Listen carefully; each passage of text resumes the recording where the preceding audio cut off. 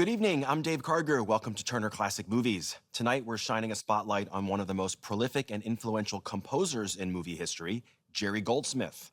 In a career that spanned 52 years, from 1952 until his death in 2004, Goldsmith created musical scores for more than 200 films. Among those credits are the original Planet of the Apes, Patton, Chinatown, Alien, Poltergeist, Basic Instinct, Air Force One, and 5 movies in the Star Trek franchise, beginning with Star Trek The Motion Picture. Along the way, Goldsmith received 18 Oscar nominations, winning once for his memorably chilling score for the 1976 horror classic The Omen. Up first tonight is a film that came earlier in Goldsmith's career.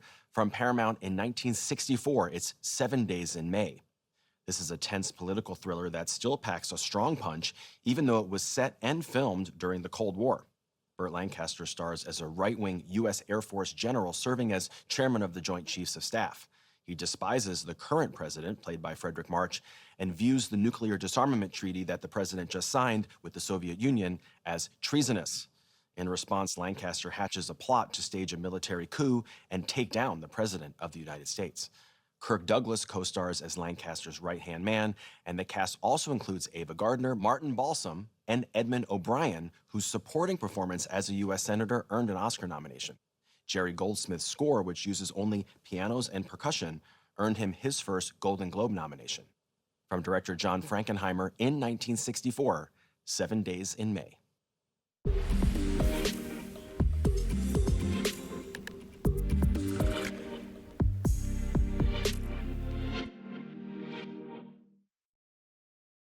7 Days in May featured a score by Jerry Goldsmith, who went on to work with director John Frankenheimer on 2 more movies, Seconds, which was made 2 years later in 1966, and The Challenger from 1982. Both Goldsmith and Frankenheimer had gotten their start working for CBS during the golden age of television in the 1950s. For John Frankenheimer, 7 Days in May also marked a reunion with Burt Lancaster. Lancaster had starred in 2 of the director's earlier films, The Young Savages from 1961 and Birdman of Alcatraz, which was released in 1962. But Frankenheimer was hesitant about working with Lancaster again on 7 Days in May. He felt that Lancaster, as both star and producer, had completely dominated their 2 earlier films. He had been grateful to step away from Lancaster to make the 1962 Cold War thriller The Manchurian Candidate, a movie that has a lot in common with 7 Days in May.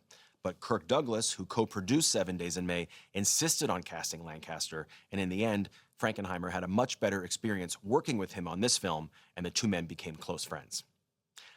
Up next, Gregory Peck and Laurence Olivier star in a 1978 thriller featuring an Oscar-nominated score by Jerry Goldsmith.